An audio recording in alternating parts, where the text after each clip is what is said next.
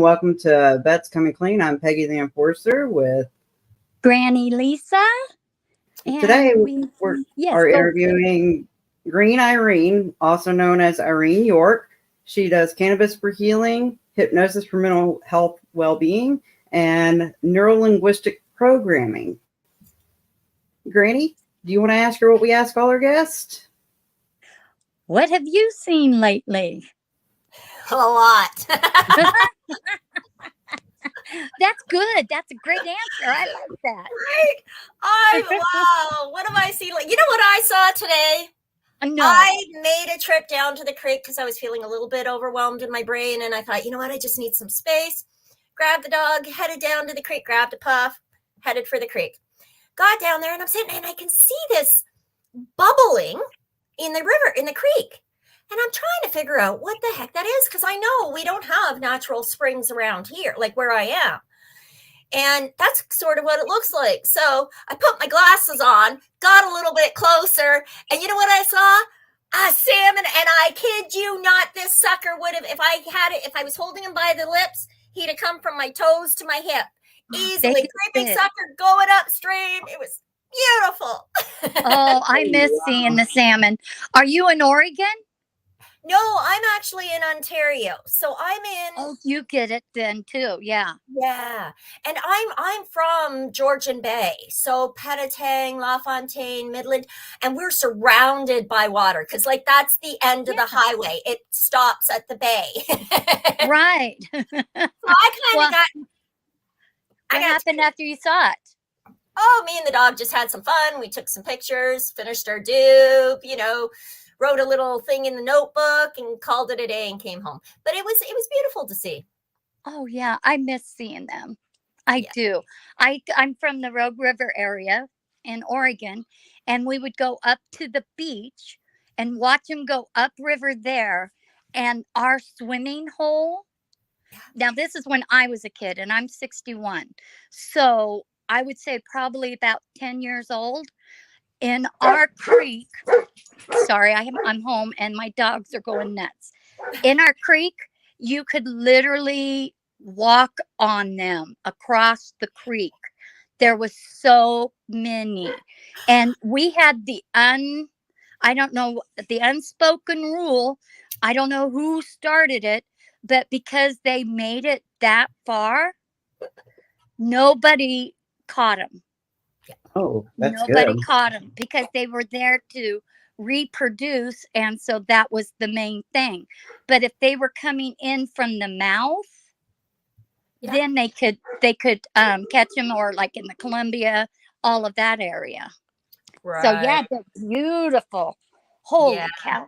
Oh, I and miss the good smell salmon. of the fresh leaves, the leaves that have just fallen in the fall, that smell in the air. It was a beautiful, balmy 16 degrees here today, which I don't know what that translates to, but somewhere's in the 70s, early 78, late 60s, early 70s, I think, for Fahrenheit. Or thereabouts. So, it was just beautiful, just a gorgeous fall day. I was definitely called to go for that walk and, wind out. What kind of trees do you have there?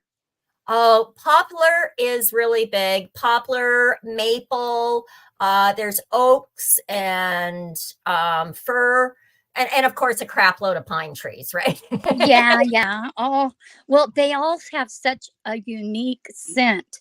And I was told a story. I don't have time for that. But anyway, later I'll tell you the story about fall with the different trees on what it means.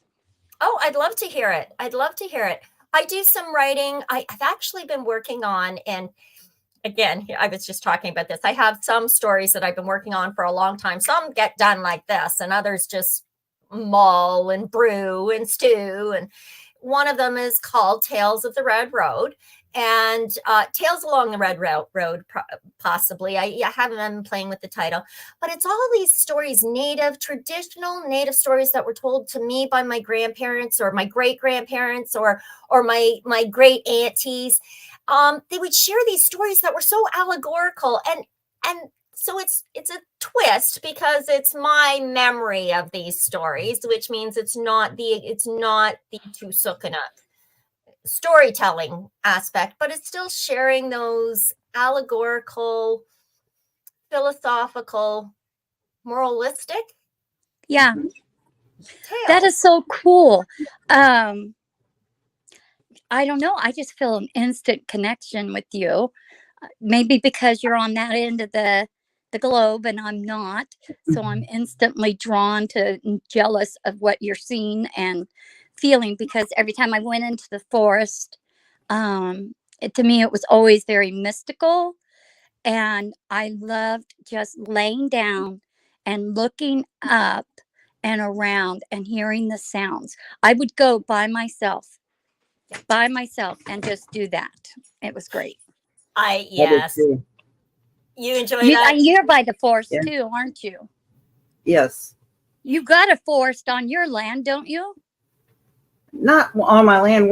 We've got woods around us. Yeah. Yeah, they're out in the country too. Nice. I And know. It's here up north, we call it the bush. We're going to the bush, right? And my sisters, both American, often say, "Oh, Irene, you're going to the forest today?" Down south, it's in the woods. You go into the woods. Yeah. Right. No, we call it, we're going up into the woods. Yeah. That's what we say. Yeah. Now, you said something that cracked me up. I always refer to my sister, which I'm the only one, and I'm talking about my real family. I'm adopted. And I always had my kids, for some odd reason, call my sisters auntie. I just thought that was so eloquent and unique to have them say it that way. Because in a crowd, if they get separated, she would definitely hear from all the other calls, auntie. Right. And you said aunties. Aunties. Well, and again, Native tradition, we're not necessarily related. Though I come from a huge family. Like I had to import for a mate. Oh. That's funny. Let's hope the rest of them did too. Right. But so in a Native family, it's automated respect with age and wisdom. So once you become of a grandmotherly age, wisdom-wise, many of the little kids, whether you may not even know them, but are going to call you granny or grandmother, or I learned from a grandmother today. And then, of course, being in a tight-knit small community, everybody knew everybody. So mom and dad's best friends became our aunts and uncles. And my dad is one of 8, but his dad is one of 24. And then on my mom's side, she's one of 7. And then my grandfather was one of 13. So, and everybody stayed in the area. I never knew who, but I knew, I'm related to that one. So rather than try and remember everybody's names, it often became easier to, auntie, matount, minoke, or uncle. You never call them by the first name. No, you don't. That is so cool. I already feel like you're my best friend. So thank you for that. I needed that, because my partner in crime here, I was telling her I didn't think I was going to come on, but I've never abandoned her before. And so I'm like, I'm coming on. I don't care. And by the time I type it, I could just be there. So I'm here for you, sister. Beautiful. Love you, sister. Thank you for being here. So, Irene, you're in the cannabis biz and you do CGB TV and some other stuff. What did you see that got you into all this? So that's a story that goes way back. Historically, I was educated by the public service announcements of my time. I never used cannabis growing up. I've never used any drugs. I've been at war with my body probably since infancy. I mean, I had my first surgery before I was a year old on my ears, and 2 years old had my tonsils out, and 4 years old fought off, I think it was scarlet fever and 5 years it was old. big then.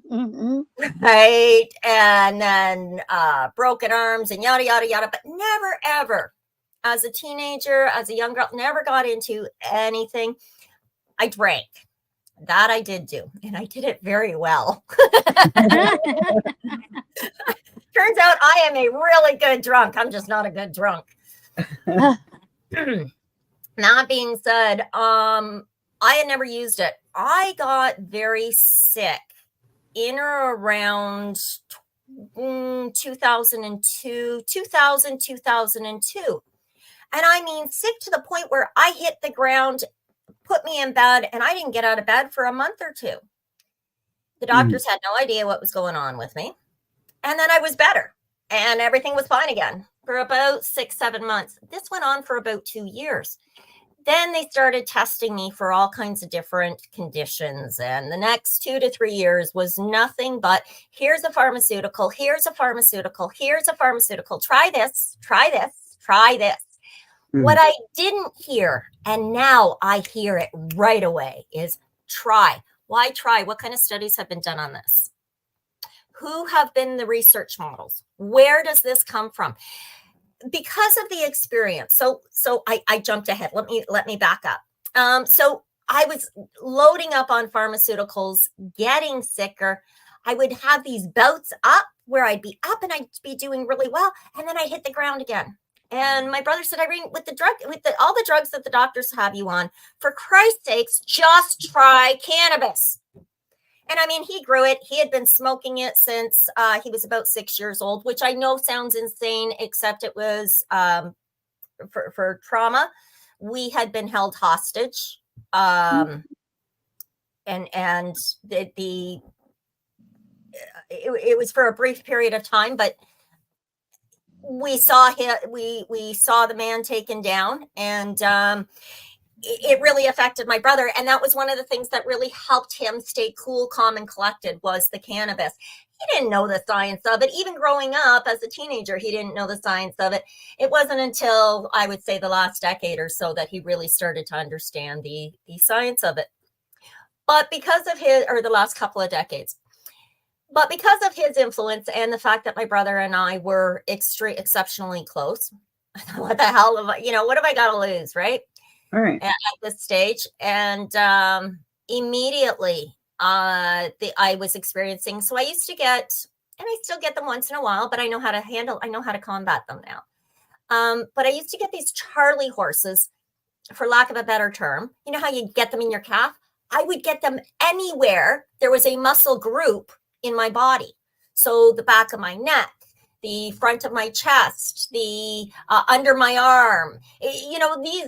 And so all of a sudden you're like, and screaming and shouting in pain. I smoked a joint. Well, actually I didn't. I was having the attack. He lit the joint, smoked it, took a toilet paper roll and blew it in my face. And I just kept huffing that in. Shotgun. Within seconds. It was like, it started to ease up. It's like, give me that. I smoke cigarettes, so it was nothing for me to smoke it. Right. And it's like, oh yeah, give me some of that, right? So I went home. My daughter, sounds terrible now at the time, but she made this waterfall because I couldn't roll, and I didn't have the dexterity available to me to be able to grind and roll. So she showed me how to do waterfalls using a simple 2-liter bottle of pop, emptied out the soda and filled, and she did it all and showed me how to do this, and it was useful. So for the next 10 to 12 years, I smoked weed alongside of the pharmaceuticals, not knowing that there was the medicinal value to it. Still trapped in that social stigma. I lived in a very puritanical town where I did not want to be one of the potheads. Right. Now I'm the pot preacher,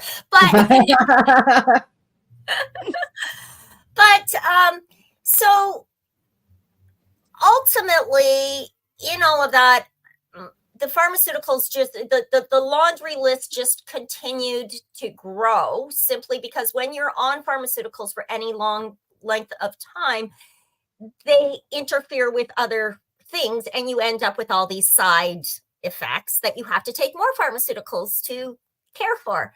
So I was on a total of 93 pills per day, 2 injections as required, but let's face it, after 3 days of injections, they're required, and a fentanyl patch that ranged in dosage from 75 micrograms to 125 micrograms, depending on where I was on the scale at that particular point in time.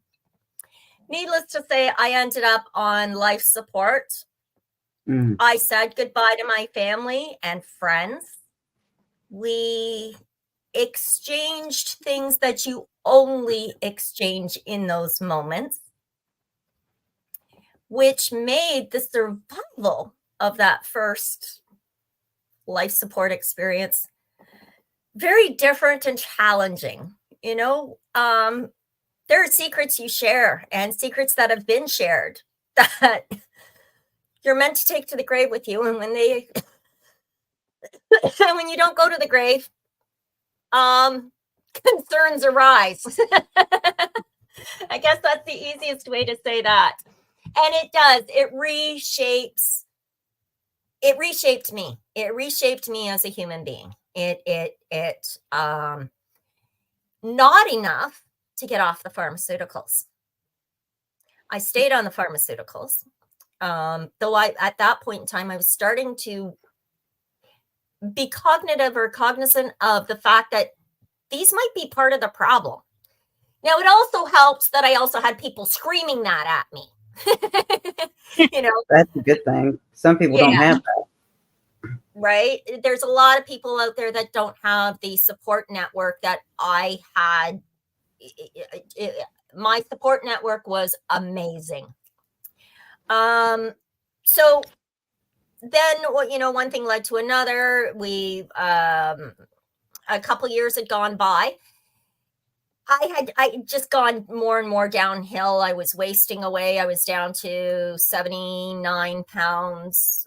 So basically, a skeleton with skin on it. Because that's pretty much, I mean, that's not much more than what your organs weigh at my size. So, I was on my way out the door again. And I had woken up very uncomfortable. And I saw on the calendar that today's the day I have to put a new patch on. So I looked for the old one and couldn't find it. And so just put on a new patch. Well, the doctor had renewed my prescription at 100 micrograms, not knowing I had dropped 20 pounds in the 3 months since he had seen me. Oh, no. Right. So when I put that patch on, I went into respiratory shock. My body began to sweat.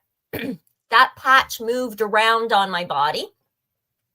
So when I woke up and I saw today's the day I put a patch on, I put on a second patch.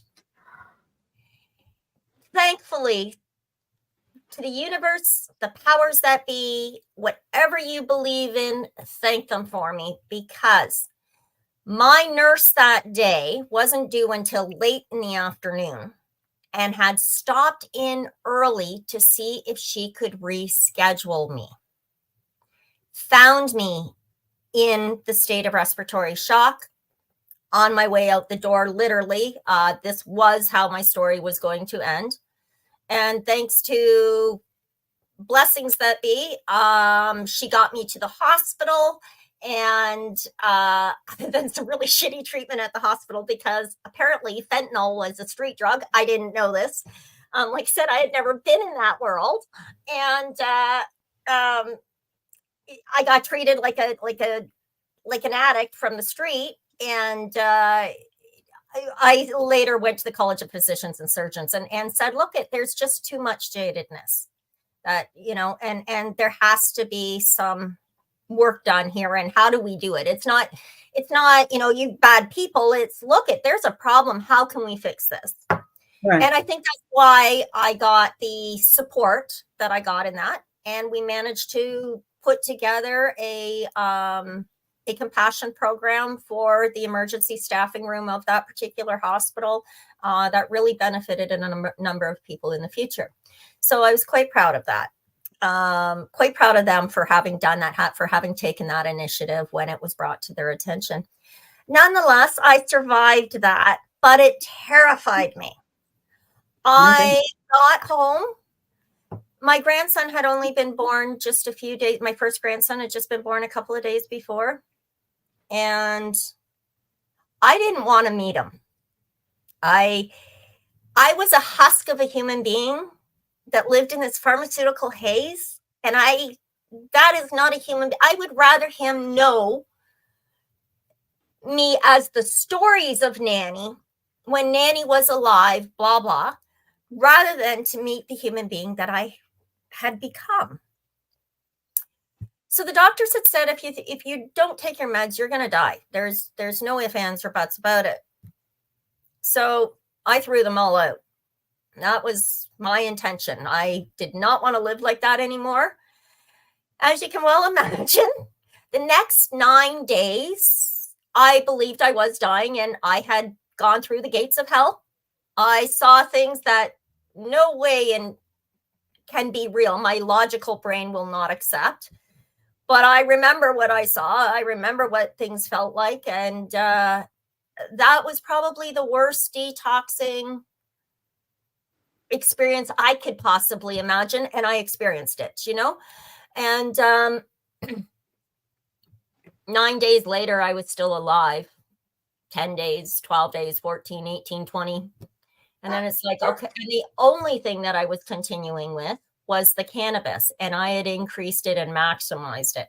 My partner would infuse muslin cloth with cannabis oils so that he could wrap my legs to stop the spasms, and my feet. My feet used to literally, my toes would go and touch my heel and snap all the bones from them muscles twisting up. Magnesium deficiency, just for the record. Extreme magnesium deficiency.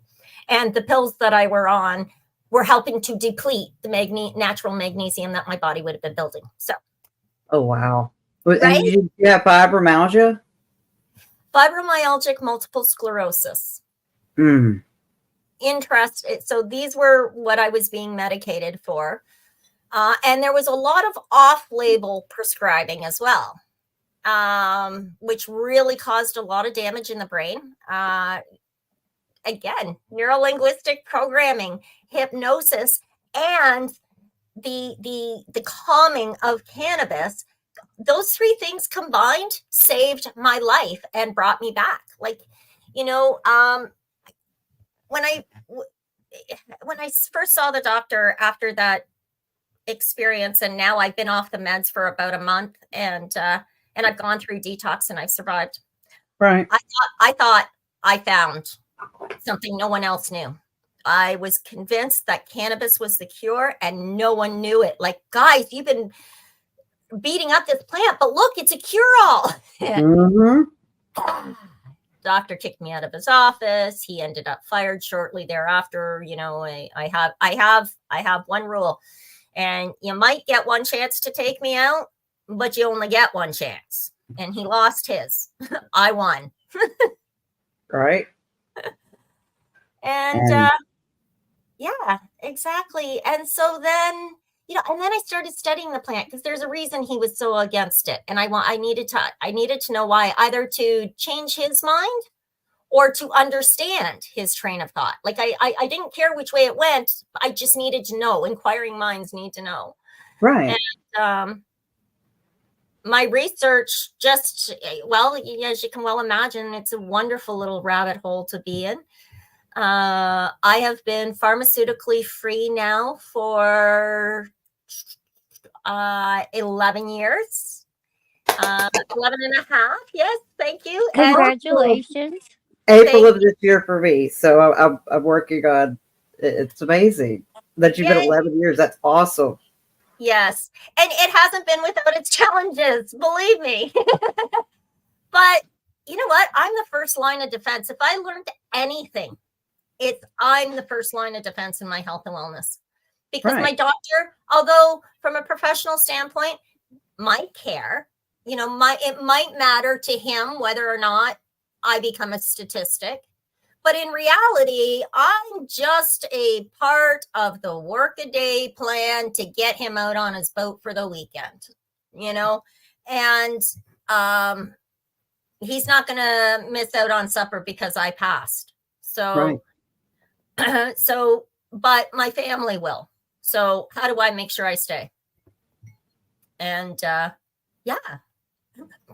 So, wow. Got healthy, got off the farm, got into, so it's this whole talking to the self stuff. Is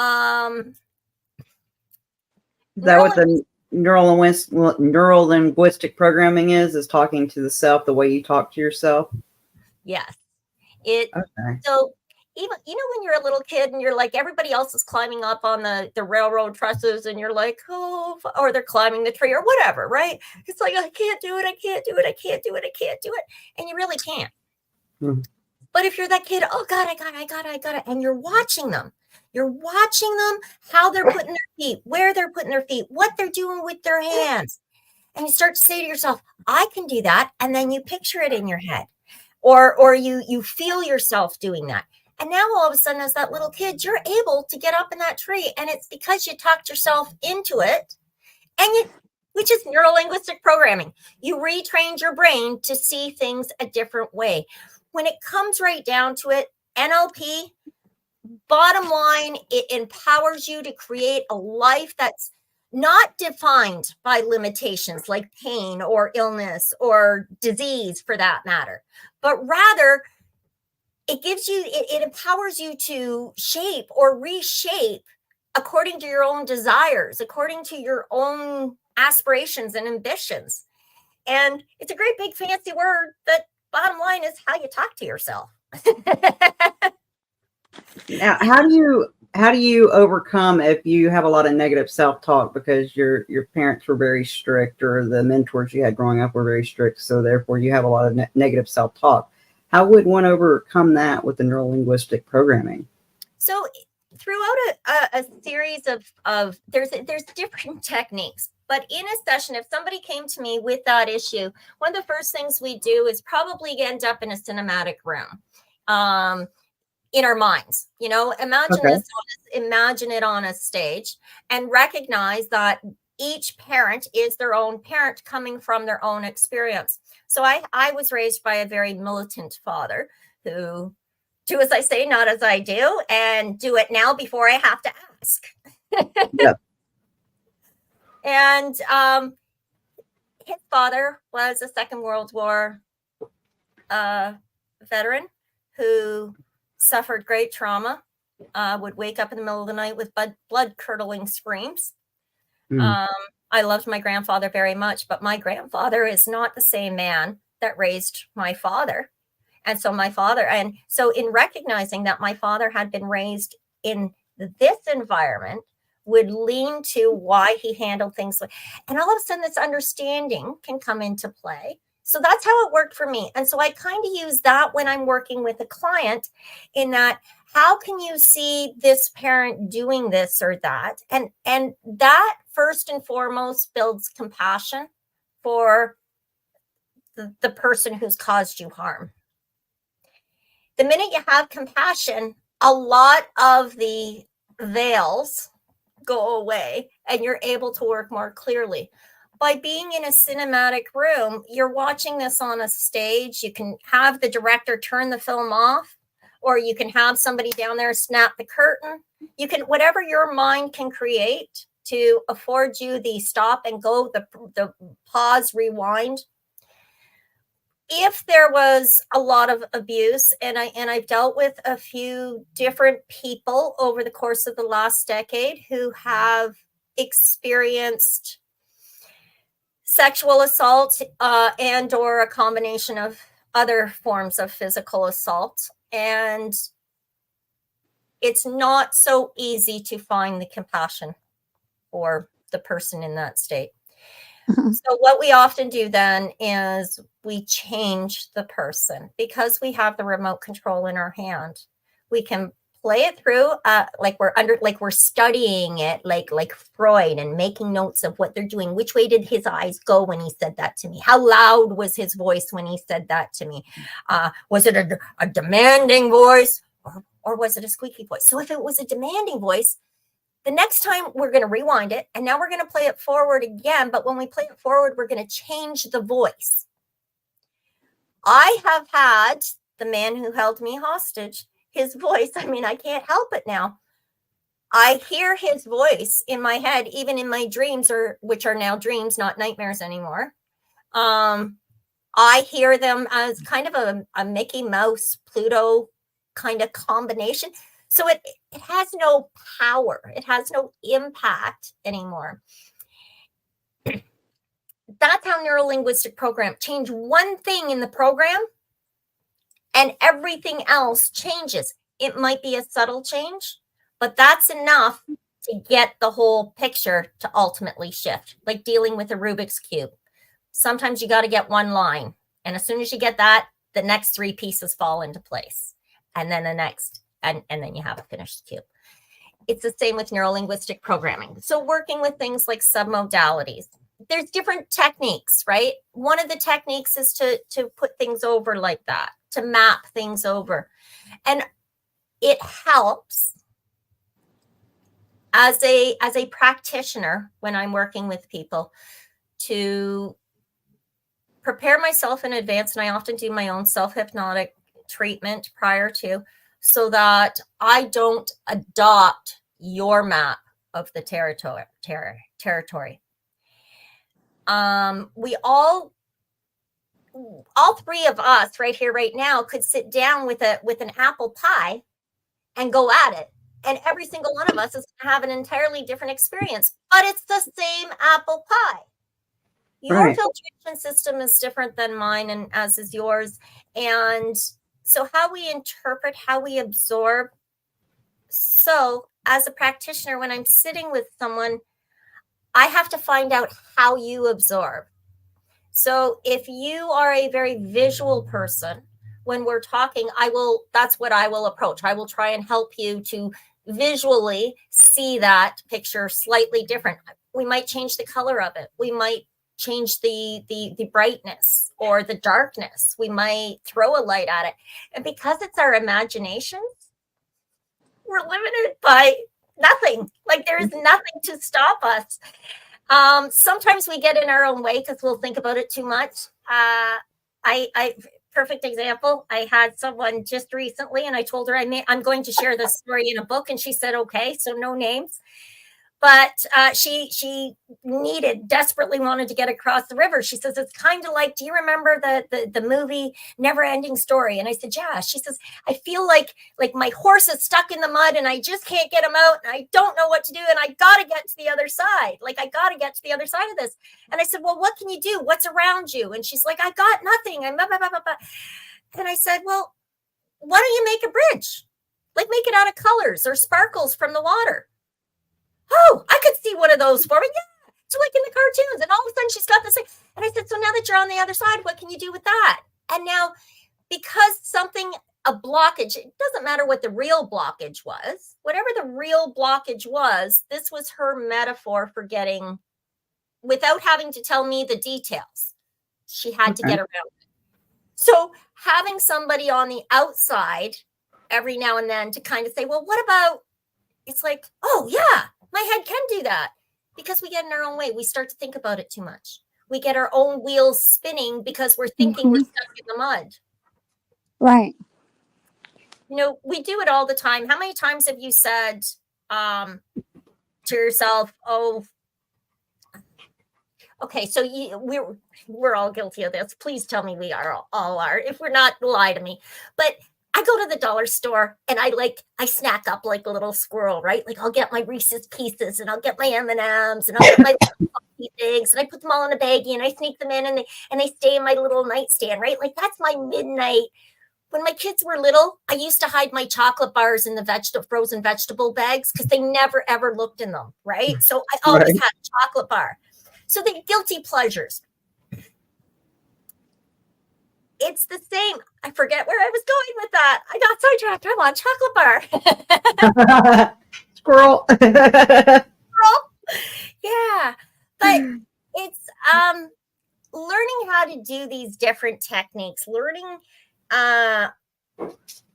it's just been a remarkable life changer. And I mean, I sit here right now and I'm chipper and I'm happy and I'm joyful. 3 days ago, I was curled up in the fetal position, screaming in pain for probably a good hour before I got a grip on where the pain was, what that pain looked like, how to move that pain into a different location of my body, because the bottom line is it's all in your head. Yes, the pain is real.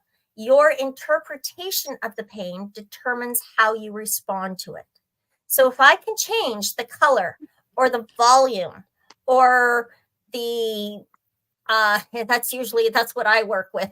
But I change, there's some pain that has a screaming sound to it. And then there's other pain that has, a biting sensation you really just have to have a creative imagination, or allow yourself to have a creative imagination. So do you use meditation when you have pain, or do you just use a visualization technique? I use whatever I can to beat it. And I will use a combination of tools. One of the things that I do each and every single morning before I begin my day, as soon as my eyes open, I tell myself what a glorious day it is. Even if I can hear the rain pissing outside, even if my hips are going ba-boom, ba-boom, ba-boom, ba-boom, it doesn't matter what my body actually feels. I ignore it, just like I would a whiny little 2-year-old. It's like, nope, I'm not fucking listening, because look at this glorious day. And in doing that, I don't know if you saw that, but I've trained my body. What a glorious day. My eyeballs will literally pop open like they do when I get surprised and excited. I've attached those two things together in what we call an NLP anchor. So when you reach the maximum of a good feel, you anchor that somewhere or somehow. And then anytime you need to feel that because you're way over here on the pendulum, you press that anchor. That kinesthetic action, that physical action, forces an activation in the brain to hit a program. And that program says, oh, we need happy joy molecules right now. So I don't care what I feel like when I wake up. As soon as I open my eyes, I do the, wow, what a glorious day. And then I allow myself to sit up. And I always have a puff beside the bed. It's usually in my Shatterizer, because when I was in heavy pharmaceuticals and heavily medicated, I used to smoke in bed, and I almost caught us on fire way too many times. So I don't keep anything near the bed, right? But I do keep my Shatterizer, which is, for dabs or concentrates, that sort of thing. And it's got a 50-50. I like Remedy, which is kind of like a 50-50 CBD THC for the morning, so that I don't start my day on a high or in a state of euphoric, right? So you can Right. And then I do a meditation. And most of the time, most days, that meditation is truly affirmations. I am happy. I am healthy. I am getting better and better every day in every way. And I will say that to myself 3 times, 3 different ways. And in saying that, I'm telling my brain this, because not only is it hearing it inside my head, but it's also auditorially hearing it. I've already started and invited a positive environment by popping my eyes open with that happy.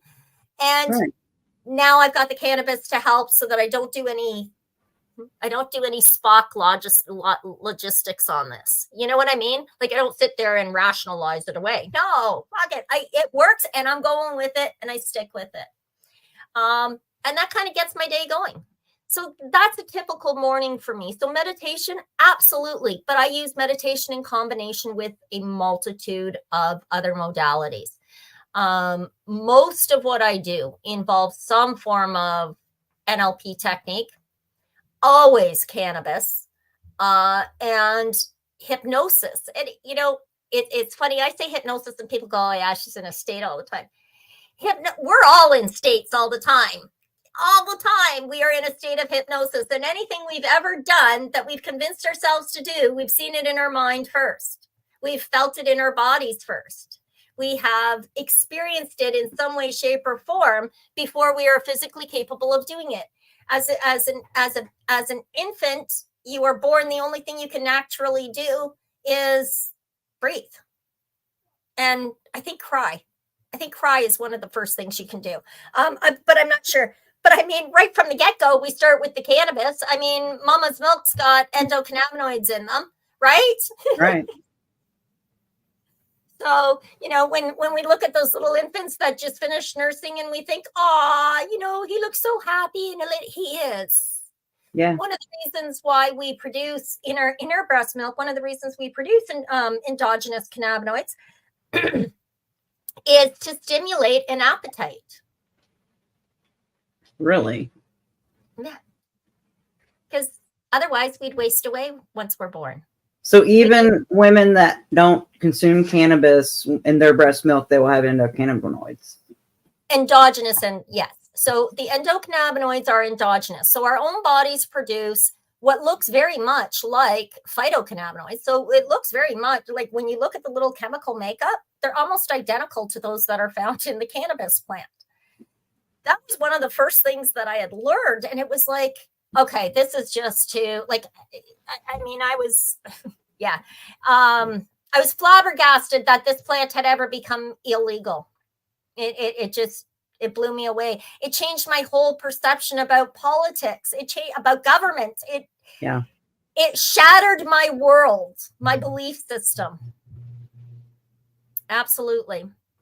Especially when you find out all the animals in the world consume this plant. It's like, what have we done? A major travesty to the entire planet, the ecosystems, the ant, wildlife, everything, by removing it. Oh, yeah. I mean, we look back 100 years ago, and the idea of an autoimmune deficiency condition was very, very rare and mostly genetic. 100 years ago, for centuries upon centuries, hemp or hemp products, i.e. cannabis sativa, cannabis indica, cannabis ruderellus, they were in our diet. They were we are what we eat. Our cells are made from the fuel that we provided. If we're giving it cardboard crap, our cells are going to be cardboard crap. Like, they're going to be crap. They're not going to form properly. Cancers and tumors and shit's going to happen. So our cattle and, you know, our livestock, basically, we're ingesting this in their feed. We're ingesting the hemp seeds and the hemp, and we had hemp seeds in our diet.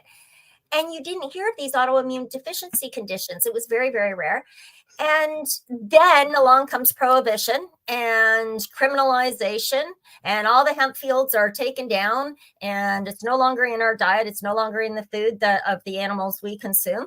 And it took about 40 years, and then the human race started to show signs of autoimmune deficiency.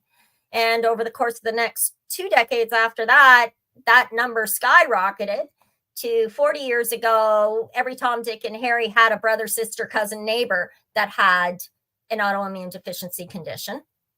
I think it's Dr. Ethan Russo. I might be wrong on that, but I think it is him. He did some research recently about a cannabinoid deficiency, basically. So saying that because these are not in our diet anymore, you don't have fibromyalgia or chronic fatigue syndrome or blah, blah, blah, blah, yada, yada. Right. What you have is a deficiency of cannabinoids in your system. Your endocannabinoid system is not functioning properly, and it's not functioning because you're not feeding it. If you don't feed something or give it fuel, it's not going to work. It might for a little while, but not for very long.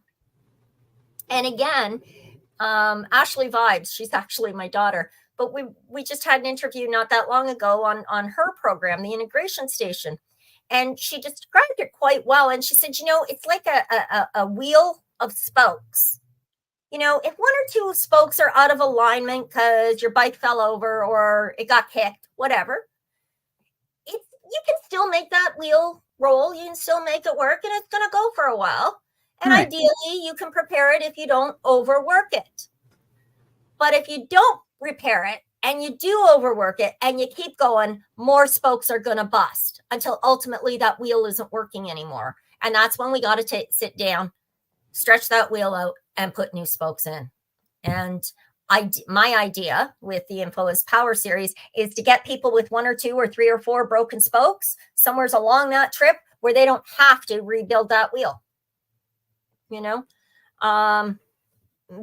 and I think the first step is in realizing we're the first line of defense in our health and wellness. Right. You can say no to your doctor, believe it or not, when he says, try this. No. How many patients is that actually? How long has that been being tested? What are the studies on it? Oh, well, I don't know. Well, then what the fuck are you giving it to me for? Would you give that to your kid? No. So my doctor might have, but. Well, and it's the doctors don't crosstalk across community clinics, especially for us. Granny and I go to the VA, and they send you to different doctors and different clinics, and these doctors aren't cross-talking about the medications they're putting you on. And the pharmacy's supposed to the system's automatically supposed to flag medications you're not supposed to cross, but it's not doing it. No. People are being put on medications constantly that should not be put together, and it's like, what are we doing? It's really scary. I have several friends stateside. I have family members stateside. Your healthcare system is very different than ours, but both are plagued with very similar issues. And that is patient care is not front and center.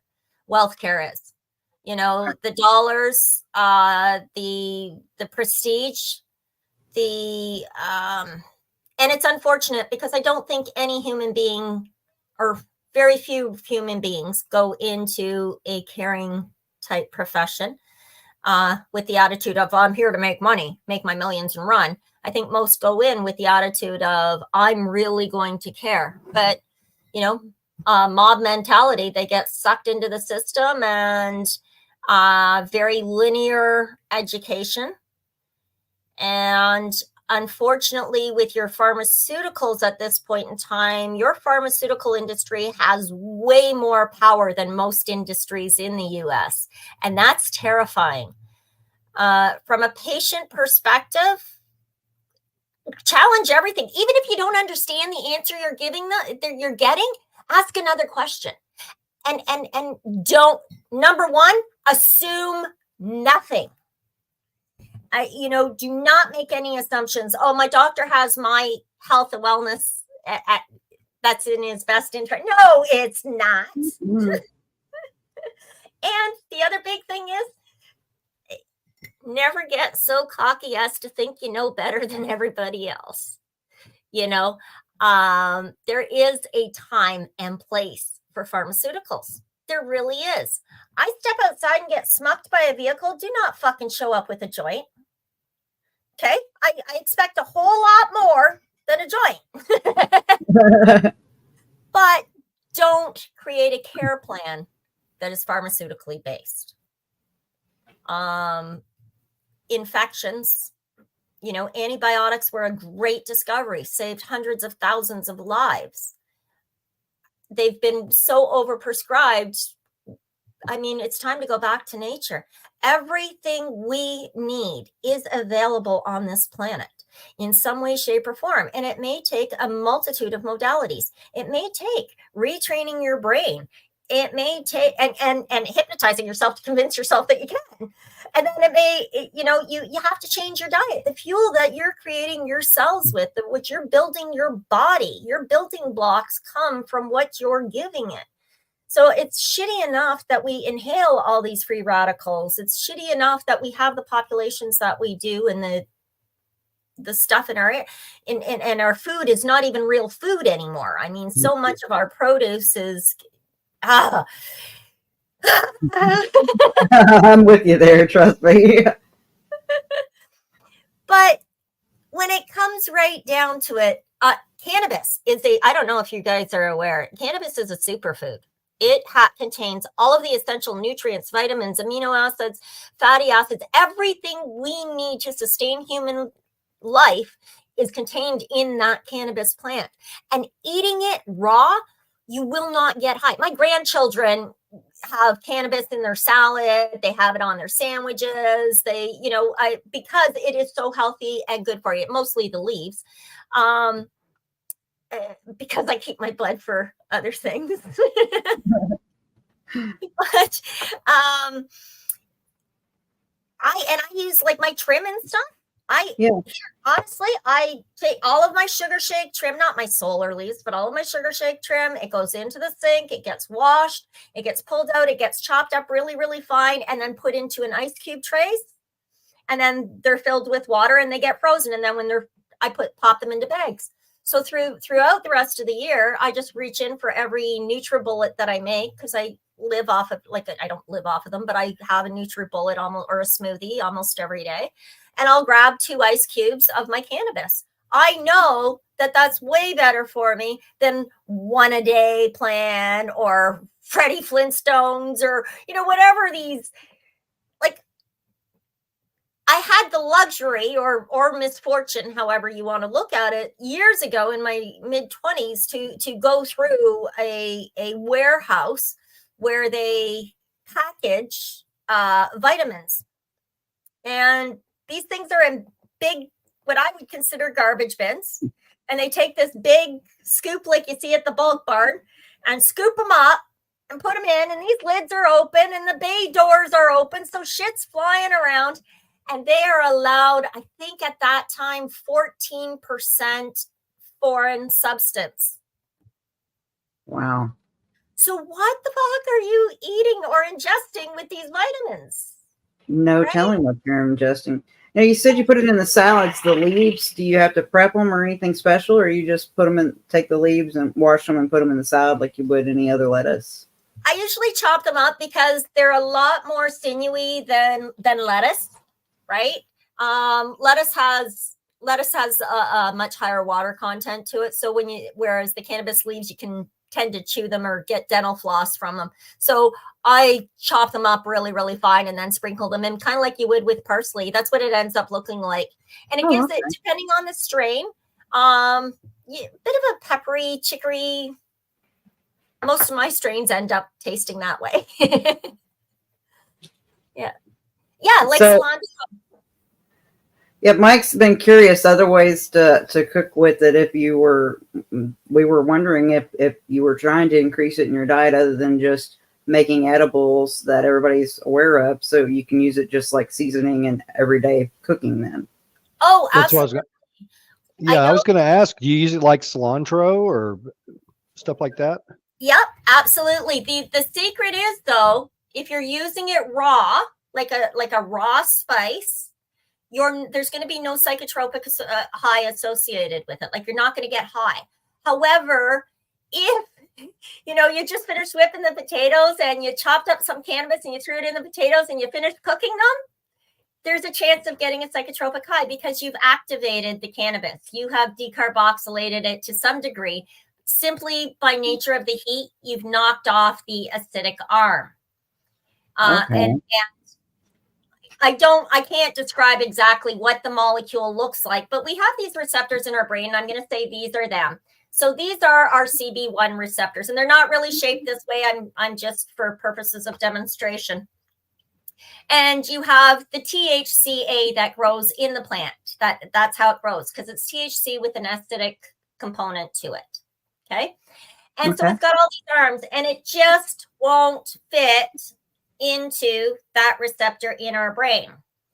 The second you knock off that acidic arm, it fits just like a glove. That's how it works. So if it's raw, you won't get high, but you will get amazing nutritional benefits.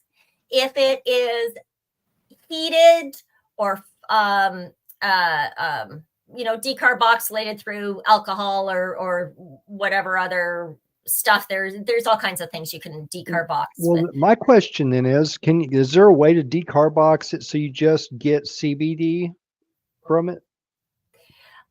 I'm going to answer that and say there might just be with some lab equipment, but at home use, if it's a CBD plant, absolutely. If it's if you're growing Northern Lights, which is it's got higher CBD, but unfortunately both CBD and THC are released from the plant within 5 degrees of each other. Oh, wow. So THC is released from the plant at about 347 degrees Fahrenheit, and CBD evaporates or is released from the plant, give or take, within 5 degrees. So to grab a just cannabis off out of your backyard that has THC in it, and to try and decarboxylate it to achieve just CBD, you cannot. I was going to say there's a couple in this book. I had a friend of mine who is a master chef, and he said, Irene, you've got a recipe in there for a grilled cheese sandwich. And I said, yeah, because the idea is to medicate your day, right? Right. Which means it's obviously for patients. It's not, and I don't know about you, but I don't know anybody that's having a shitty day or dealing with arthritis or is in pain that gets up and says, oh, I'm going to make an 8-course chef meal here, right? No, you're going to get up and get whatever nutrients into you that you can. So in here, there's a lot of raw recipes. I talk about the decarboxylation and then how do we use it. And I mean, there's, raw cannabis salads. There's the smoothie, I mean, I love my smoothies. My smoothies that's my meal. That's my breakfasts. I was one of those, and I still am. I'm challenged often. That get up and go instead of get up, fuel, and go. And so I'm retraining, and so smoothies help. But so what's the name of that book? That one is Cooking with Cannabis. Okay. And it's one of several titles in the Info is Power series. I think if I haven't already, I can provide you with a link to that. But there's all kinds in there. So, and it's depending on what in that series, there's a bunch of different titles. Like there's strategic sleep solutions. You know what? I'm not going to tell you that you use cannabis, NLP, and hypnosis and you will sleep like a baby. No, but if you use that and make that your pillar of your battle strategy with sleep, you can it'll help you introduce the amount of exercise you need. It'll help you introduce the dietary changes you need to make if there's because we are what we eat. It helps us to do everything that we need to do that. So the Info is Power series really lays things out according to the challenge that's being faced. But then there's a bunch of supplemental things like Cooking with Cannabis. And there's another one that's Tincture Time. For CBG TV, because I myself, so once I got to studying about cannabis, I learned all about it. I started sharing all of this info. I started putting all of these books together, but I also started trying everybody and anybody's weed that I could. And trust me when I say I have tried some not so good weed. Wow. But in all the weed I've tried, and it's over 1,400 strains. Holy cow. Right? Now, I'm a judge for multiple competitions, so that'll get me 20, 30 different strains at a time, right? So, I mean, I don't sit there and smoke a whole joint necessarily of 20 or 30 different strains all at once. I do throughout the year, but so I kept recording all of this. So some people wanted to know, well, what about this strain? What about that strain? It's like, I don't know. And I'd have to be flipping through. And this is what my journals look like when I'm trying new strains. I mean, it's messy. Like it's not pretty or laid out. There's doodles and daddles and battles and foos, right? So I ended up making a journal that people could keep track of the strains that they were trying. What? So they keep track of the strains they were trying, right? So okay. What's the strain name? What cannabinoids were in it? What terpenes were in there? That sort of thing. What did it make you feel like? And at the bottom, I was putting all these different strains that I've tried. And so each page had a different strain that I had reviewed. So that led to, well, let's make a book about that. And of course, as you know, with CBG TV, we are a privately funded organization, a company, broadcasting company. And we gather all these great content providers, put all the cannabis information into one platform where you can watch, basically put the station on and watch back-to-back cannabis-related programming. Some of it's informational, some of it's educational, some of it's spiritual, some of it is political, some of it's business, financial, some of it is so I mean it's everything, right? And but it's a fledgling company, and in its first year it was funded totally by its founding committee. And so it's like, okay, we're not doing that anymore. It's time to start doing some fundraising here to pay for these expenses. And so Al and I got to talking, and I said, well, because I was doing the video cards for strains, then they fit in between different shows and stuff. Al said, people were asking for more information. So I started to write the blog. And Al says, where are you getting all this information from? And I said, from my journals. And then we got to, let's build the book. So we did.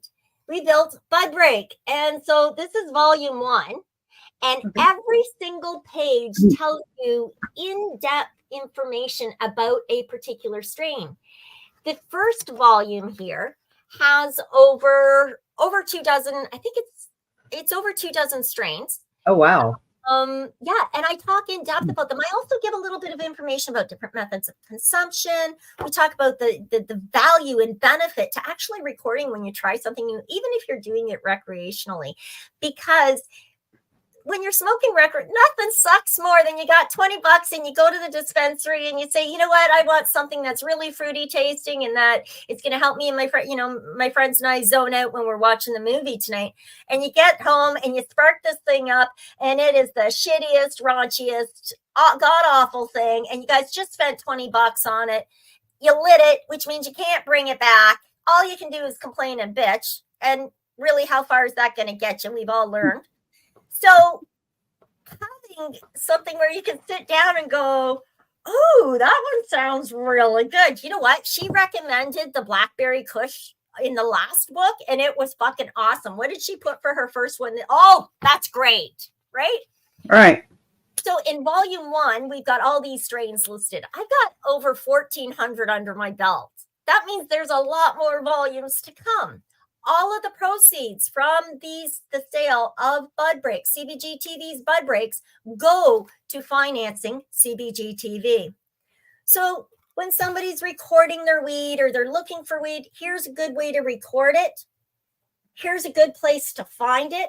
In volume 2, we have LPs, growers. We're doing reviews on their product packaging, and because I don't know what it's like stateside, but here in Canada, if I get from the East Coast peanut butter breath, which is a strain that I happen to really like, from the West Coast, I've gotten it from the East Coast, it was not good. And I got jittery from it. And I thought, well, what is that? It's peanut butter breath. Right. Different growing conditions, both were grown outdoors. The different growing conditions changed the chemistry and the makeup, the cannabinoid profile of the plant, which changed its ultimate overall effect from taste, right down to the euphoria that was associated with it. So volume 2, I really identify those things. Like, this is where I got this one, and this is what I thought of it. But I also had this strain from this place, and this was the difference I found. So even going from LP to LP for the same strain, black cherry's one. Divi does a black cherry that is 28 to 32% THC and 0.5 to 1% CBD. That's from the brand Divi. That same strain by Good Supply is about 5 or 7% difference. Is it because of how they grew it? Is it because of where they grew it? Is it because their growth comes from a clone? Is it because, like, who knows? Weather pattern created different strains on the plant, so it created different defense mechanisms for it. So it changed the way it tasted and everything else. Right. And so if you're going to the store and you're asking for black cherry, which one do you want? It matters. And if you've been keeping track, then you know which one you want. Or if you're looking for the new one, you're saying, you know what? She said, get this one. So CBG TV. So that's basically what I do now is I just do everything and anything I can to help you. That's kind of my statement, and has been for the last few years. I'm not going to do it for you. I'm not a medical doctor. I don't have all these letters after my name. I have none of that sort of education behind me. I studied and I worked really hard, and I practice. I still practice every week. I go into my groups and I practice with other students for hypnosis to keep up on my skills, to learn new things, to get new ideas, to formulate new metaphors. With the NLP, I practice my own techniques, but I'm also always sharing and dealing with different types of people who are combating different issues, from arthritis to, of course, PTSD is a big one that I'm right now. Remembrance Day here, just around the corner. There's a lot of talk. There's a lot of challenges. There's a lot of memories. There's a lot of stuff that comes up for people. I am available. And I worked with a couple of older veterans, and when I say older, he's 83. He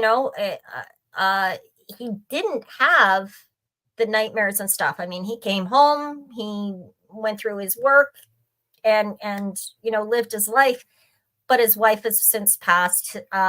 2 of his 3 children have passed. So he's alone now, and he has the time to think about these things. And so he is. So we've been working with that. Finding the right strain for him has been a bit of a challenge. There are beautiful companies out there like Lobo Genetics. We just sent his blood work off to find out how exactly THC will affect his system, as well as the different terpenes, so that we can narrow down the strain a lot quicker to help him help himself. Yes, that's the website, and a bud break on CBG TV. And then there's and these books. And again, you can find everything and anything you need through the website with respect to anything about me. If it's not there, it's out there somewhere. I've been doing this now for 12 years. Wow. Well, it sounds like you're doing better than you were 12 years ago. Absolutely.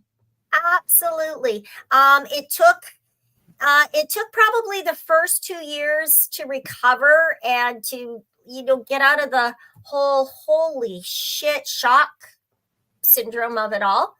And then it was like, oh, no more.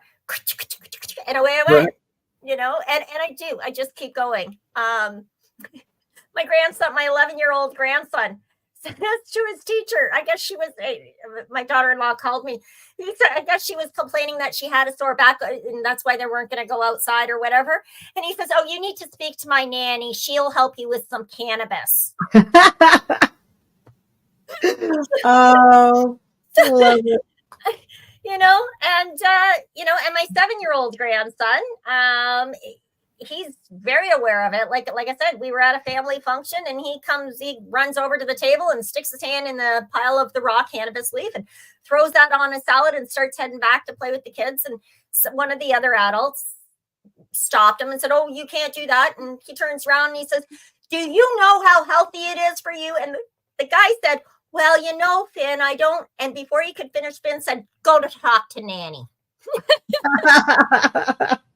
Go, you know, it was just so they get it. And I love this new education. I love that the younger generation is growing up understanding that this stinky plant is not the devil's lettuce. And very few of them of coming generations will hear the public service announcements that I was educated with, you know, and maybe, just maybe, people will start taking responsibility for their own health and their own wellness first. And then go to your doctors are great for tests. I mean, science is amazing and wonderful and beautiful, but it's up to you. And it all begins at home, you know? Absolutely. We didn't go over how long you wanted to talk today. We've been here for an hour and we can go as long as you want. I leave that up to the guests. Typically, we've been going an hour and 11 minutes. I just wanted to check in with you before we went any further. How are you doing? Oh, okay. 111. I just realized that 111. I saw your hands moving there, Granny, but I wasn't sure if you were typing or if you were trying to flag us down. When I did way back when, prior to legalization, or right about the same time as legalization, I don't remember what year now, 2017, 2018, might have been 2019. No, it wasn't that late. So 2017, 2018, I did a show for Rogers Cable Television called Cannabis Conversations. And I've never done any of this sort of shit. You know what? I'm a nerd. I sit in my house. I read. I'm an ideator. I create these ideas and these business plans historically. I've always done this. I've always been an entrepreneur. And so the whole idea of suddenly being on TV and talking about cannabis was really freaky to me. I said, I don't know what I'm doing. She said, I'll guide you through it. Okay, sounds good. So while I'm on that show, I'm talking away to my guest, who was at the time John Cunningham, which is a physician's assistant. He's retired now from the military, and he was trained in the military as a physician's assistant, so that he's doing that work outside. So we were talking about his emergency room work and cannabinoid hyperemesis syndrome, which everybody. It's this new thing, and the news is just getting it so fucking wrong. I want to just But anyway, cannabinoid. I'll come back to that. So we're talking, and all of a sudden I see my producer over at the cameras, and she's going like this, and she's like this, and she's making all these funky hand gestures. I have no idea what she's doing. It took me probably the first 6 shows. I only did 26. I was only supposed to do 8. Ended up doing 26. Wow. And yeah. And now she's moved to the area that I've moved to. And she's working with this regional detachment and gave me a call recently. And I said, I don't know. I don't have the time right now, you know, with CBG TV, with Green Irenes. And I don't know if you guys saw or not, but something that keeps me sane is crafting. So I make jewelry. Ooh, that's pretty. This is just being revealed right now because I haven't even put it on the site yet. This is going to be called my stoned collection. Here, I'll try and get up to the camera. That'll be my stoned collection. What kind of stone is it? This one, I don't know. I honestly, I don't know. About the only ones that I do know are things like quartz or pink quartz or right. More obvious. The rest, I'm not. I love rocks, but I'm not a rock hound per se. You know, like I don't know that this is blah blah and yada yada. I just find it and think, oh, that's so cool. Imagine that wrapped this way or done that way, or you know. I broke 2 of my nanny's washing machines as a child because. I've done it since I was a kid. So So yeah, in the spring, I put out what I called my leaf collection, which was all the resin with different cannabis leaves in different ways, creative ways. So I did the leaf collection. And then in the summer, I got into clay. And so I was playing around with the clay and made all these cool little jewelry pieces and went, oh, okay. So that was my earth collection. And so now I'll be introducing the stoned collection probably just before Christmas. So next month, probably around the middle of the month. I'll be adding that to the website. But yeah, so between that and all the work with CBG TV and the books and the events and the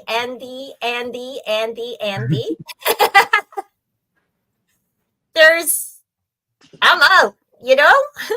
Well, go back to that one thing that you were talking to that LPN. And you got all upset that it's called something else and people are getting it all wrong. And you said, oh, I'll come back to that.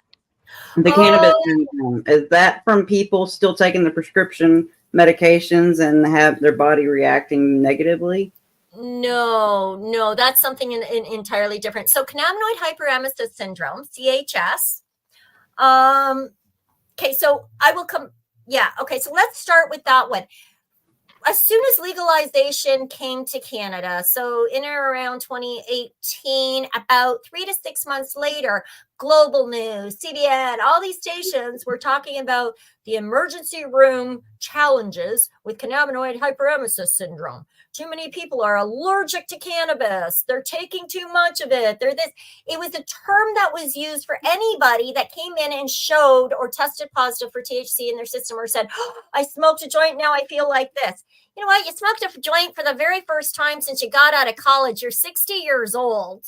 You haven't had a joint. And let's face it, you're not smoking the dirty ditch weed that they had back in your college days. So you got way too high. You're greening out. But then that was an issue. But then the other issue was these people that were smoking weed. And then the only relief they'd get into the hot shower and for hours and hours, or a hot bath at hours and hours, and upset stomach and head spins, and all after consuming cannabis. So they called it CHS. Interestingly enough, all of the highest number of diagnoses or whatever in the emergency room all come shortly after a harvest season. Again, cannabinoid hyperemesis syndrome presents exactly the same as azadirachtin poisoning. Azadirachtin poisoning is in neem oil. Neem oil is used in all of our pesticide solutions for keeping the bugs off our plants. Wow. Let me further that. Cannabis is a phytoremediator in that where it will, not all plants do this. In fact, not many plants do this, but it cleans the soil of the heavy metals and the toxins. So it's absorbing all of that. So if you're treating your plants with anything that has neem oil in it, you're putting azadirachtin poisoning into the plant because the plant will absorb that. If you did not leach your plant for the 6 recommended weeks prior to harvest, you haven't gotten all the crap out of it.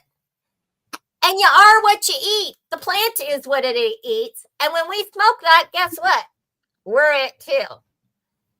So azadirachtin poisoning comes from the plant, and it presents the same, and it's treated exactly the same as CHS. It's interesting. I'm a firm believer, with nothing more than all of this anecdotal evidence, that a lot of those CHS cases were not genuine CHS.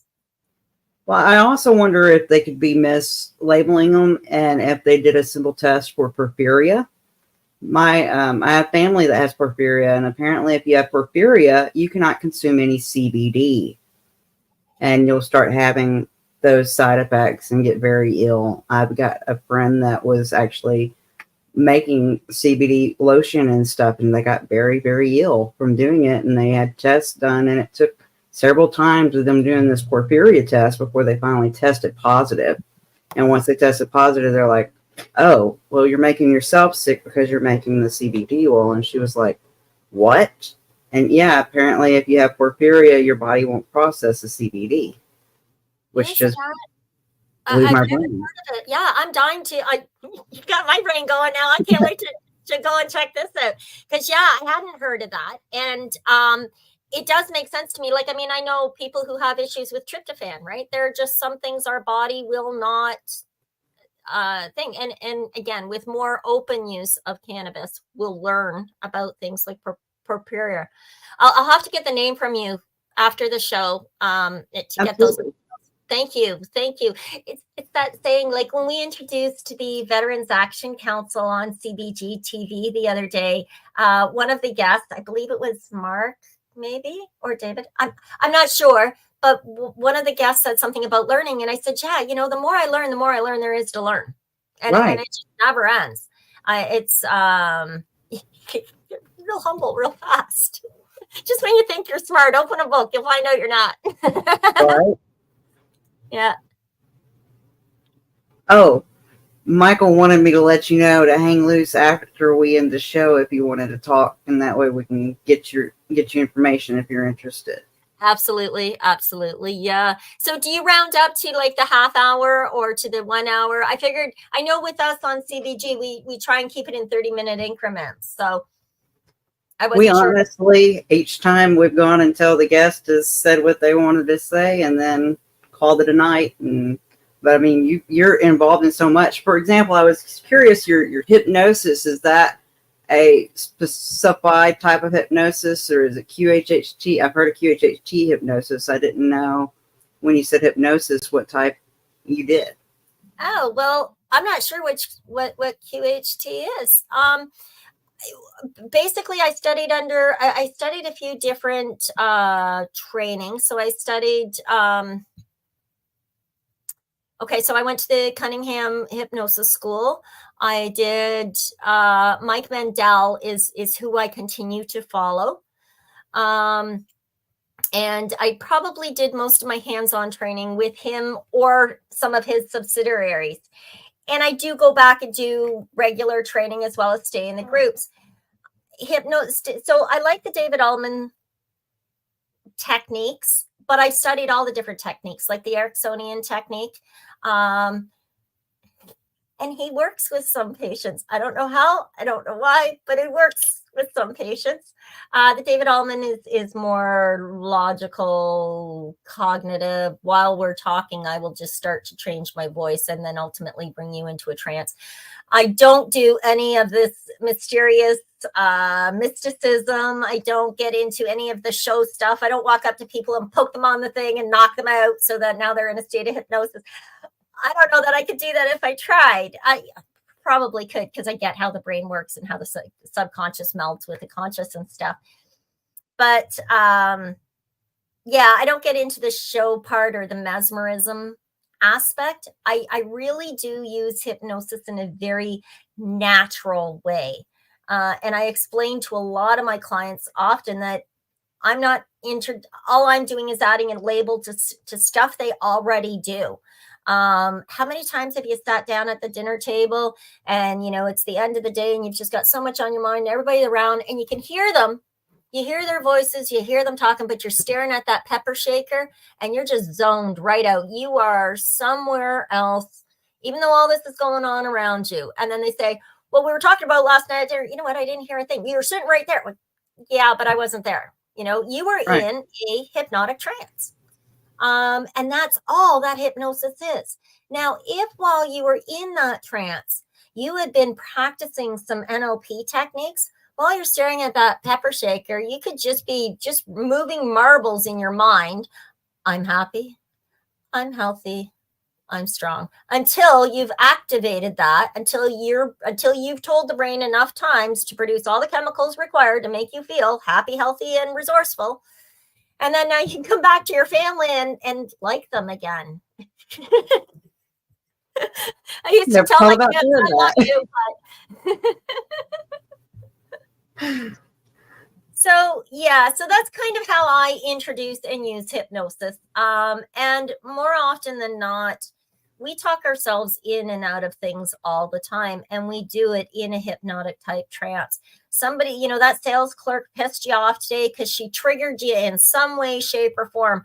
All the way home, you are replaying that again and again. You're playing that movie. You're rewind and forward. And now you've added so much other things to this movie. You have enriched this movie so much that you walk in the door and hubby says, honey, do you want some help with the baby? I want some fucking help. I would have asked. Right? And it's like, whoa, where the hell did that come from? Well, that's because you just NLP'd and hypnotized yourself all the way home to be very angry about something that isn't even real anymore, because even in the first place, it wasn't real. It was something, it was her expression and your filtration.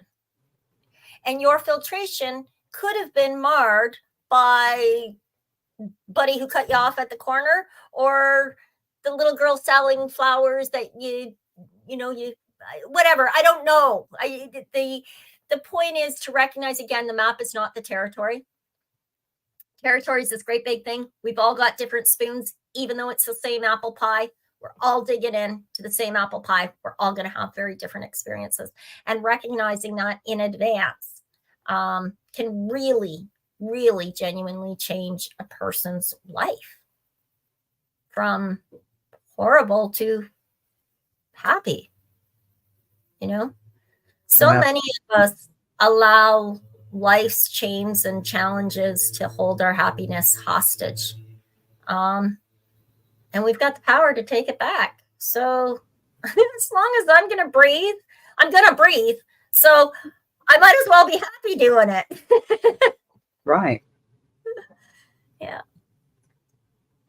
I have a question. Sure. What would be the first step to do?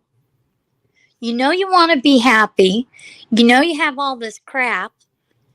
And, you know, you tried a little bit on cannabis, and but because the VA, with me anyway, because of my RA treatment, I can't do cannabis. Some VAs do. Mine doesn't currently. So how would you start? What would be the beginning thing on your journey? It's really interesting, because the first question I ask anybody who says, how do I become happy? Well, do you know what it looks like? Do you know what you happy looks like? Because let's figure that out. Let's decide. And then, because now we know the destination, now we can make a plan from here to get there. So the first step is figuring out what happy actually means to you. And most of the time, that can be figured out in a 20-minute conversation with yourself in the bathtub. Simply ask yourself one question, and that is, what does it look like to me? As soon as you have a picture, well, what does that picture sound like? Well, what is that picture and sound? What does that feel like? Now that picture, that sound, that feeling, how does that apply? How does that act out? How does that move? Is there a taste to it? You know how, is there a smell to it? You know, when you step out, autumn, I love the smell of autumn leaves on the ground on a fresh, crisp, sunny day. That activates happy chemicals for me. So if we can make happy, give it some tangible, mentally tangible, because it's not, I mean, you can't touch a smell, but, or pick it up, but enrich the picture of what happy could be for you. Don't should on yourself. I tell my friends, my family, anybody I know, I hate the word should. I hate it when people say, oh, you should have, or what you should do. You know what? Quit shoulding on me. Been there, done that. I don't need anybody to should on me. Should have, could have, would haves are very costly, and they're not worth a dime. Mm-hmm. So convince yourself and believe in yourself when you have even the most minute idea of what happy could be for you, smell it, feel it, think it, even if it's only this big, and then make it bigger and make it bigger and make it bigger. And then make a point of making that big, beautiful ball of happiness part of your everyday, even if it's for 2 minutes. I can't think of his name. He was in a POW camp for a very long time. And while in there, he said, the one thing they couldn't take from me was my mind. And he would stare into this corner, and there was like a little fleck of quartz or something, he figures it must have been, in the stones around him. And he would just stare at that. And in that quartz, he would imagine this magical world, and he would go there. You know, when they were doing horrible things to him or to people in the same area as him, and he could hear this, he would focus on that spark and go into this magical world of his where they could not touch, because they could touch his body. They could break his body, but they could not break his mind or his thoughts. Those were his and his alone. And it's there that he found the strength and the power to survive some fucking horrendous atrocities. You know, what humans can do to humans, what humans can do to living creatures is beyond me. Beyond me. Absolutely. But did that help? Did that help answer your? Okay. And then, yeah, and once you get Yes, it did. Good. Well, and if anybody else has any questions, they can find you at greenirene.ca and look you up to schedule an appointment through there. Or do I need to? We have on our website, don't we, Mike? We have her bio so people can find all the links to the books and everything else. Yeah. Yeah. And then I'll actually create a whole post that has everything on it also. Oh, very cool. Thank you. Yeah. No problem. Yeah, I mean, I'm Green Irene Canatalk on social media. Canatalk. It's funny you say until I run out of things to say. When my native elders, I was seeing a medicine person, and my name was gifted to me. Because our names can change. In Native culture, your name can change as you age. So, but I was gifted mine.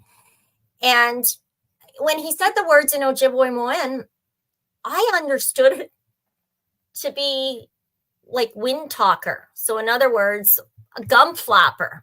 Right? I was so freaking insulted. It's like, I didn't even say anything.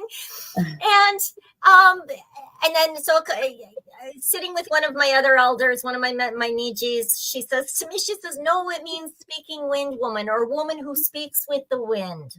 You know, so you catch all that's coming by, you hear, you feel, you touch, right? Okay. So all of that was very cool. And I could talk for days on end.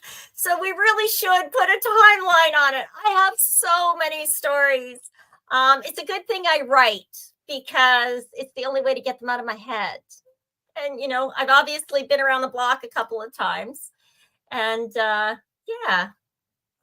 So sorry, I saw there was a question out there. I think it was a question. Yes, the creator who's watching on YouTube asked, do you use cannabis for hypnosis healing?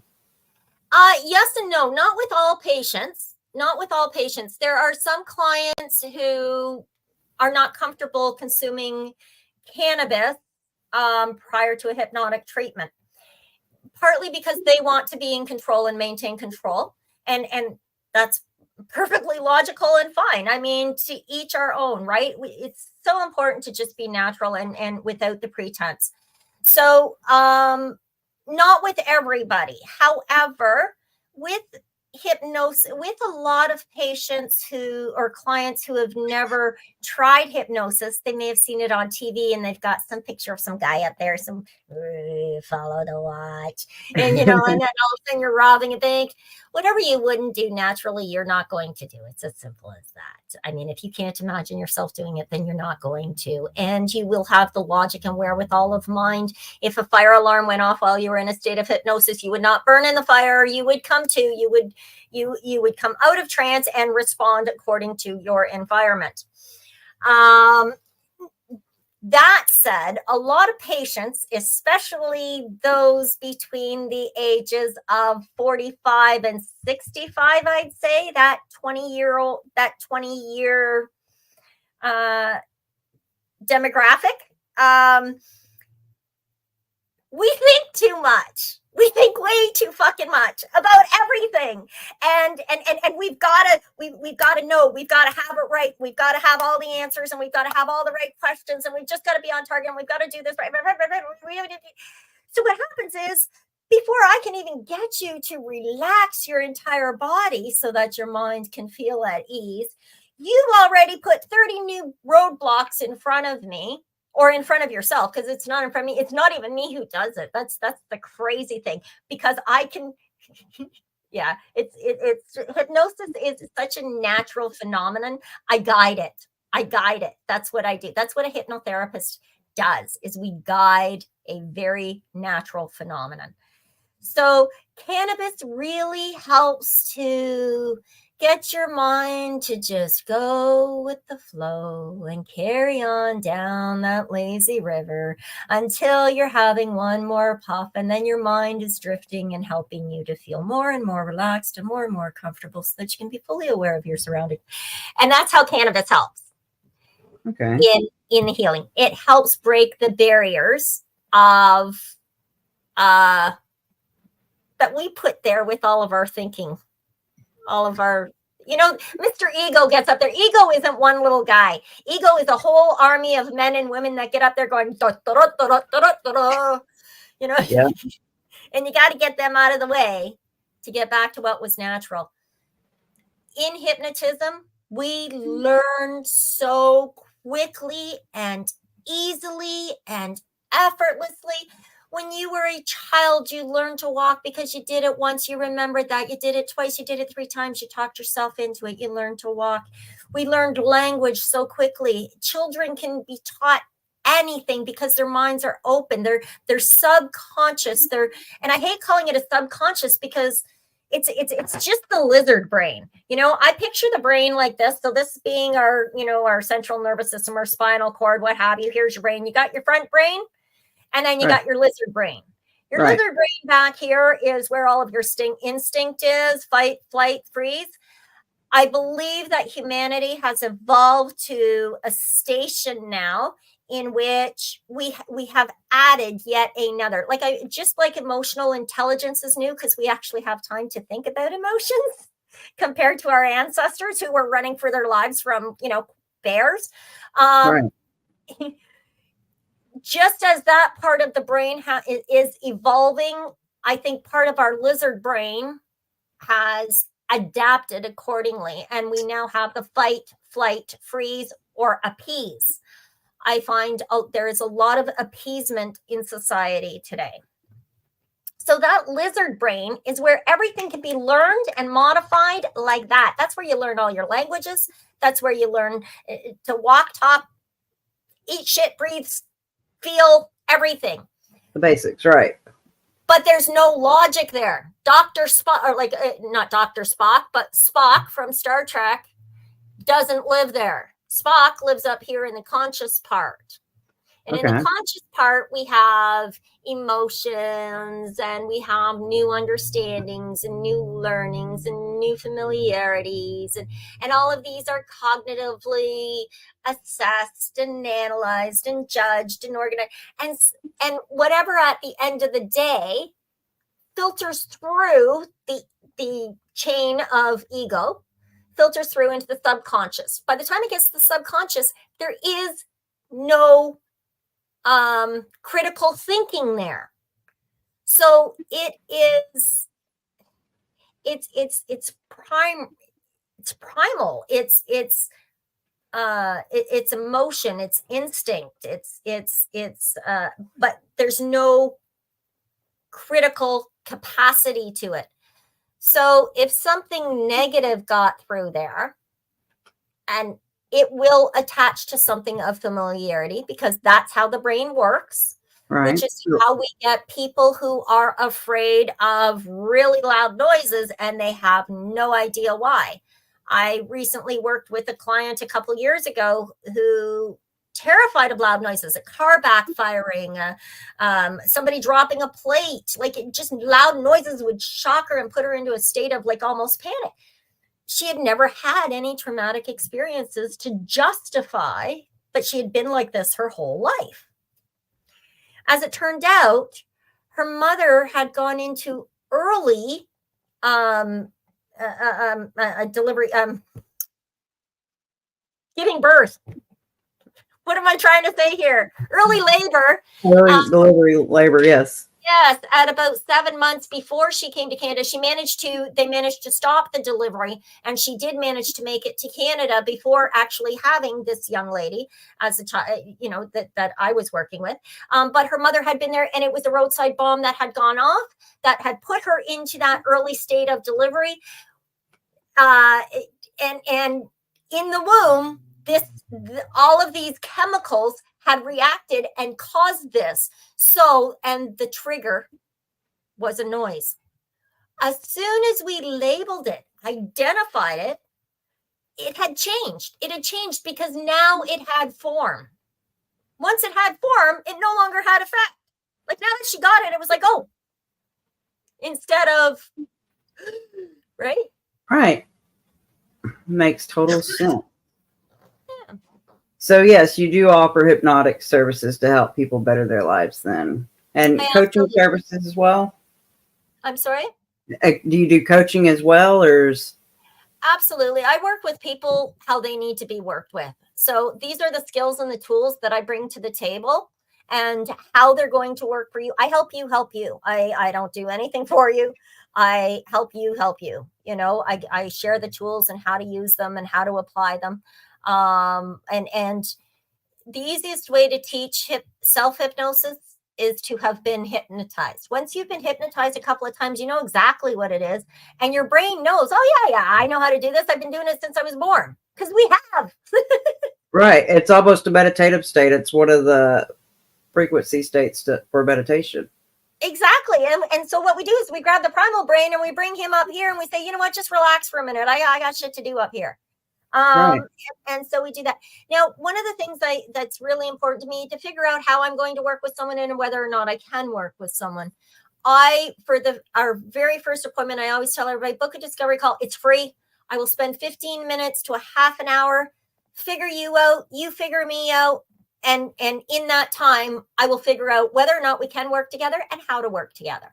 So, what will work for you, or, if this is something you can do on your own, here, go try it on your own. And then if you need me, come back and get me, or what have you. And then I have some people that I've worked with in the past that every now and then need a little refresher. So they'll book a hypnosis session, but we've already done all the pre-stuff first, right? We've had that discovery call. We've had sessions after that. And then we've moved into the next step. Crater asks, do you help people find the right strain of cannabis? I like to find the right strain for autism, Asperger's. Yes, absolutely. And Asperger's is a very interesting, I don't want this to sound callous, but I think it's a really cool condition. And that's because so much of it is really just how we, for whatever reasons, I mean, we could have been in the womb when some of this wiring was done in our brain for the connectivity. Right. Neurons that fire together wire together. And so if we've been attaching loud noises to near death, every time a loud noise happens, even if we know it's a plate, our body doesn't. Right. Asperger's, I think, is very cool because of that wiring. And it's usually like a domino effect. You click one and 30 others go down. You don't have to even deal with those or think about those issues ever again because they're dealt with. So now we can go on to the next. Where's the other color domino, right? Wow. So it is a lot of fun. Now, cannabis, there are a lot more factors than just a condition to determine a good quality strain for a person. There are all kinds of things to take into consideration, but I would certainly be happy to work with somebody, ask them the questions to help them find perhaps not necessarily the strain name, or maybe 2 or 3 strain names to try, but more importantly, the cannabinoid profile that they're looking for. What levels of THC with what combinations of terpenes do you want in there? Because those terpenes combined with this is why I tell everybody, especially if they're looking to use therapeutically and they want to use whole plant extract, you really got to look at the profile because names change. And as I was explaining, between East Coast and West Coast grows, that same name strain can have entirely different effects. So I don't, in as much as I can recommend names, and sometimes there's the odd one, chronic pain, Granddaddy Purple or anything with purple in it is very much going to help. Some of the purples will help way better. Some of the purples will help with very specific things. Granddaddy Purple is the granddaddy of them all, you know. It's and it's great. It's great for pain. It's great for sleep. It's great for all kinds of things, you know, muscle aches, twigs, pains. So that's a strain that I could recommend for something specific. But again, it doesn't work for everybody. I've got an arthritis family member that suffers from arthritis who literally yelled at me, "I thought you knew your stuff." Oh. Well, it's not my fault that you've got a messed up body. Hey, I didn't make your body. But let's try this strain instead. So again, much like a pharmaceutical, cannabis can be biphasic in the sense that, you know how back in the 90s, there was like two types of pharmaceuticals that were very commonly prescribed for suicide tendencies or depression? Right. But if the doctor couldn't tell which one to put you on, so they would put you on one and hope that it was the right one. Because if it wasn't, chances are you might kill yourself in that 10-year experimentation. Okay. Cannabis isn't going to kill you. It's not lethal in any way, shape, or form, other than the fact if it lands on you, you know, 50 pounds land on you. Yeah, that's gravity. That's not cannabis. Right. So it's non-lethal. But it can make you really hyper. It can make you paranoid. That very same strain that makes you hide in the bushes from the sirens on the TV screen may make somebody else go, "Oh, yeah, life is beauty." Right? Right. So again, book that discovery call. And from there, I can ask you the right questions to put you in the right lineup of profiles that you should be considering or looking at. And unfortunately, absolutely nothing is coming to mind for Asperger's right now. What keeps coming to my brain is Tourette syndrome and duck foot, but it's not the same thing. So it's just the person I know with Asperger's also suffers from Tourette's. So that's why I'm sorry. Another strain is not coming to mind, but please don't be shy. Definitely book the call. My schedule is usually very open. I try to keep that open, even if I have other things going on in that time, because most of the other stuff I have going on is I also volunteer in some way, shape, or form, right? So whether I do it at 3:00 in the morning or 3:00 in the afternoon, as long as it gets done, we're all happy. Absolutely understand that. Do you have any other projects you're working on right now that you'd like to talk about? Oh, wow. No, I think, really just check out the Info is Power series. I really am starting to promote that. I just published into not that series, but the other series, Coloring. It is a couple of coloring books. My brother passed in April. He had a brain aneurysm burst.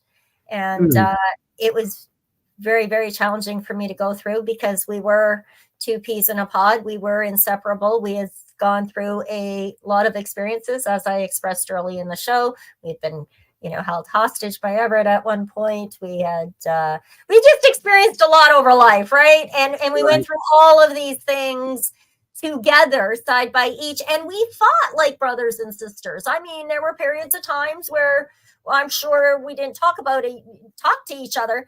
And, we probably talked about each other, but God forbid anybody else should, because I'm the only one allowed to do, So I miss him. I genuinely do, and it's been difficult, but again, thankfully I have tools and techniques that I can apply that help me to talk about him. But he loved my artwork. I do a lot of artwork. It helps me to meditate. That's part of my meditation. I'll put on my native drum music, healing music, and I get the paints and I just work. I make, I express, you know. And in doing that, my brother loved my artwork, and he'd say, Irene, just help me make some coloring books. I just want to make something. He loved making kids' books, right? So help me make some coloring books. Help me make some coloring books. So in his honor, I just released cannabis-related coloring books. And my girlfriend, got one. I sent her one of the author copies, and yeah, and she just sent me some of the pictures colored, and she's like, she said it was great. I did exactly what you said to do in the book. She says I sparked a joint. I wrote down on the journal part what my day was like. She says, and then I sat there and doodled away while I just puffed the puff. She said it was so fun. I loved it. So yeah, that was probably my most recent project. Right now, the title that I'm working on for the Imposed Power series, and I'm cleaning up the manuscript, is called Combat Chronic Pain. I am also working on one for PTSD, and I'm hoping to speak with a few members from the Veterans Action Council to have some information included. I would really appreciate the input from, because we are talking about, firsthand experience here. And it's not about knowing the answers. It's about knowing what you know and sharing that. Information is power. And if we do act as the first line of defense in our own health and wellness, we know that information,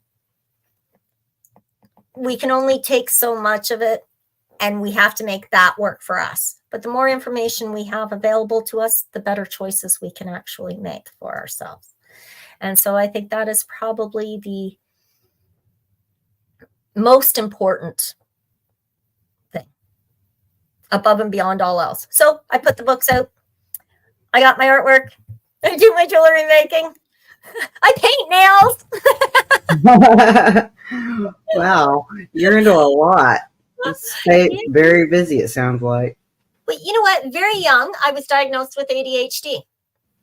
And I didn't know what it was. And so, and because I had a photographic memory before all the pharmaceuticals, to me, that meant that I had more energy than other people to do stuff. So I had to do twice as much. Right. So I just did. So I took a disability, or what a lot of the world sees as a disability, and I turned that into being differently abled rather than disabled by it. And I think that's kind of what I did when I was in the wheelchair as well. It was like, I mean, I scooted in and out of that thing. I would climb down. I taught my puppy how to lift me up so I could get back up into it. He didn't let my grandchildren started to crawl. Wally would get underneath them and lift them up. Like, no. Oh. He's since passed. He lived to be a ripe old 17, and for a boxer, that's pretty impressive. That is impressive. Yeah, and you know what? Healthy until his last days. In his last days, his heart gave out, and so there was. But yeah, but 2 or 3 bad days of health is not anything really compared to a 17 years lifetime. So. We were great. Oh, so Granny did have to leave us. That was beautiful. It was beautiful to meet her tonight. I'm sorry she's feeling so ill. And if there's any way I can help, please reach out to me privately for sure. And we'll connect and hook up. And when I'm in the area, I'm hoping to do some more traveling this summer with my daughter. My daughter is a like nomadic and she's road schooling my grandson right now. And so she's been across Canada and back again. I traveled with her from BC to Ontario this year. And we spent about a month on the road just visiting places, and just because it looked like that was a good place to pull over. And then it was like beautiful. And so we'd smoke a doob and, enjoy and appreciate life for what it was. Right. Instead of bitching and moaning and complaining about what it isn't. And, yeah, just a change in attitudes. We experienced a lot of losses, our family, this year. Between December and now, we've lost 6 family members four family members and 6 people in total for me, 2 very close friends and my daughter as well. And that kind of loss is it takes its toll. And getting out into the mountains and the lakes and the rivers was cathartic, to say the least. I don't know if that's the right word. It was what was needed, and it helped reframe a lot of things. That being said, I'm hoping next summer to do some traveling through the States with her. She's down in Connecticut now, and I think she just left Salem, not that long ago. Somewhere around Salem, probably. Yeah. Well, you'll have to if you come to Arkansas, you'll have to give us a shout. Absolutely. I'll add Arkansas to the list. Who knows? It could be 1 year, 5 year, 10 year. Never know. But if it's on the way, we'll be there. Absolutely. Well, Mike, did you have any questions for Irene? No, I was just listening to everything you guys were talking about. It was interesting. Well, Irene, I really, really appreciate you coming on and speaking to us today. It has been a joy, and we'll have to have another one sometime when we talk about things we went through, because I too was disabled, and when you become disabled, I went through a time where I fell too, and I almost gave up. We'll have to delve further into it and have a talk if you're interested in doing that. Absolutely. I would be very interested. And yes, no, absolutely. Please reach out. And thank you. Thank you so much for having me today. Thank you. I really appreciated this. It was a wonderful chat. I feel like I've talked about your ears off, and woman. We enjoy talking with people. As a matter of fact, a lot of people don't have anybody, and a lot of people think that their stories are crazy and don't want to share them. And so that's part of the reason we're doing the show, is so we're asking people to come on, talk about what they've seen, no matter what it is, get your stories out. That way people understand it's okay to come forward and talk. Sharing is caring. If you've seen something, say something. That's the only way we're going to start making positive change in the world. I really feel that way, that people need to get used to speaking about what's bothering them, because when they hold on to it, that creates more PTSD. I know it did for myself. Absolutely. Emotions will manifest physically. So any emotional trauma, no matter how much you suppress that, once it's suppressed, it will begin to manifest. If it can't manifest mentally or emotionally, it will manifest physically. And this is where a lot of inflammation will come from, a lot of illness, and a lot of, I prefer to call it dis-ease. Yes. Our body is not at ease. And I absolutely would genuinely enjoy further conversations, for sure. Thank you so much, Irene. And if you like what you saw today, make sure you like, subscribe. Always and forever remember, sharing is caring. Thank you so much. Have a good one, everyone. Thanks. Good night, everybody.